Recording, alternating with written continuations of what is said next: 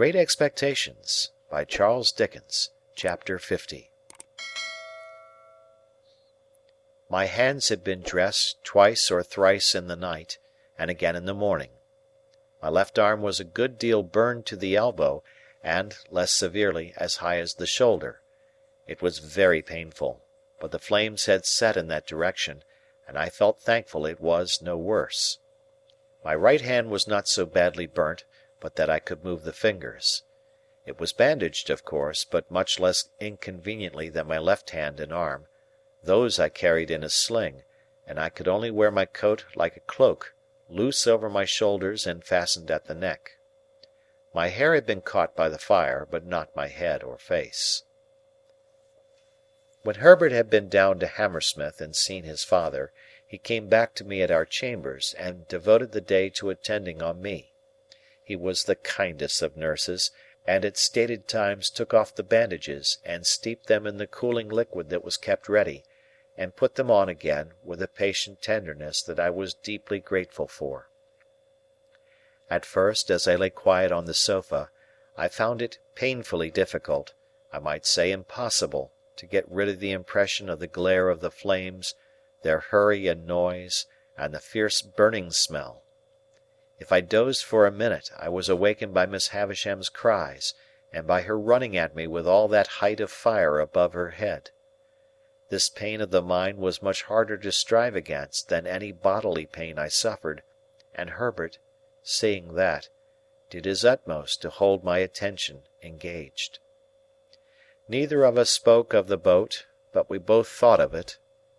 That was made apparent by our avoidance of the subject, and by our agreeing, without agreement, to make my recovery of the use of my hands a question of so many hours, not of so many weeks. My first question when I saw Herbert had been, of course, whether all was well down the river. As he replied in the affirmative, with perfect confidence and cheerfulness, we did not resume the subject until the day was wearing away. But then, as Herbert changed the bandages, more by the light of the fire than by the outer light, he went back to it spontaneously. "I sat with Provis last night, Handel, 2 good hours." "Where was Clara?" "Dear little thing," said Herbert. "She was up and down with Gruff and Grim all the evening. He was perpetually pegging at the floor the moment she left his sight. I doubt if he can hold out long, though. What with rum and pepper and rum, I should think his pegging must be nearly over." "And then you will be married, Herbert?" "How can I take care of the dear child otherwise? Lay your arm out upon the back of the sofa, my dear boy, and I'll sit down here, and get the bandage off so gradually that you shall not know when it comes. I was speaking of Provis. Do you know, Handel, he improves?" "I said to you I thought he was softened when I last saw him." "So you did, and so he is. He was very communicative last night, and told me more of his life. You remember his breaking off here about some woman that he had had great trouble with. Did I hurt you?" I had started, but not under his touch. His words had given me a start. "I had forgotten that, Herbert, but I remember it now you speak of it." "Well, he went into that part of his life, and a dark, wild part it is. Shall I tell you? Or would it worry you just now?" "Tell me by all means. Every word." Herbert bent forward to look at me more nearly, as if my reply had been rather more hurried or more eager than he could quite account for. "Your head is cool?" he said, touching it. "Quite," said I. "Tell me what Provis said, my dear Herbert." "It seems," said Herbert, "there's a bandage off most charmingly, and now comes the cool one. Makes you shrink at first, my poor dear fellow, don't it?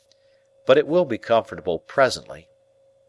It seems that the woman was a young woman, and a jealous woman, and a revengeful woman. Revengeful, Handel, to the last degree." "To what last degree?" "Murder. Does it strike too cold on that sensitive place?" "I don't feel it." How did she murder? Whom did she murder?"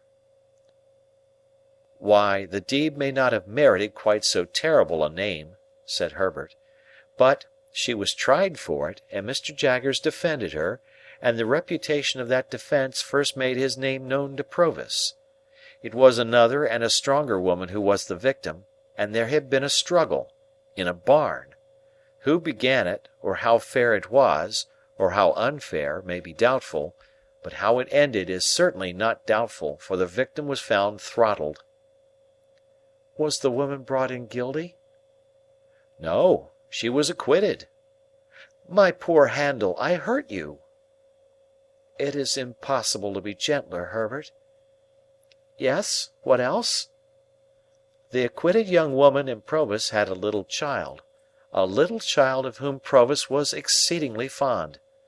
On the evening of the very night when the object of her jealousy was strangled, as I tell you, the young woman presented herself before Provis for one moment and swore that she would destroy the child, which was in her possession, and he should never see it again. Then she vanished. There's the worst arm comfortably in the sling once more, and now there remains but the right hand, which is a far easier job. I can do it better by this light than by a stronger, for my hand is steadiest when I don't see the poor blistered patches too distinctly. You don't think your breathing is affected, my dear boy? You seem to breathe quickly." "Perhaps I do, Herbert. Did the woman keep her oath?" "There comes the darkest part of Provis's life. She did." "That is, he says she did." "Why, of course, my dear boy," returned Herbert in a tone of surprise, and again bending forward to get a nearer look at me. "He says it all. I have no other information." "No, to be sure." "Now, whether," pursued Herbert, "he had used the child's mother ill, or whether he had used the child's mother well, Provis doesn't say, but she had shared some 4 or 5 years of the wretched life he described to us at this fireside, and he seems to have felt pity for her, and forbearance towards her.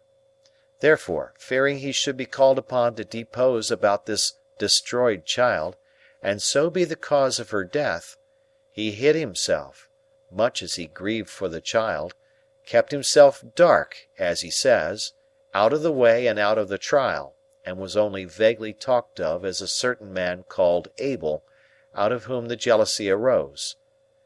After the acquittal she disappeared, and thus he lost the child and the child's mother." "I want to ask—" "A moment, my dear boy, and I have done. That evil genius, Compeyson, the worst of scoundrels among many scoundrels, knowing of his keeping out of the way at that time, and of his reasons for doing so, of course afterwards held the knowledge over his head as a means of keeping him poorer and working him harder. It was clear last night that this barbed the point of Provis's animosity." "I want to know," said I, "and particularly, Herbert, whether he told you when this happened." "Particularly? Let me remember, then, what he said as to that. His impression was, 'A round score a year ago, and almost directly after I took up with Compeyson.' How old were you when you came upon him in the little churchyard?" "I think in my 7th year." "Ay. It had happened some 3 or 4 years then, he said, and you brought into his mind the little girl so tragically lost, who would have been about your age." "Herbert," said I, after a short silence, in a hurried way, "can you see me best by the light of the window or the light of the fire?" "By the firelight," answered Herbert, coming close again. "Look at me." "I do look at you, my dear boy." "Touch me." "I do touch you, my dear boy." "You are not afraid that I am in any fever, or that my head is much disordered by the accident of last night?" "No, my dear boy," said Herbert after taking time to examine me. "You are rather excited, but you are quite yourself." I know I am quite myself, and the man we have in hiding down the river is Estella's father!" Chapter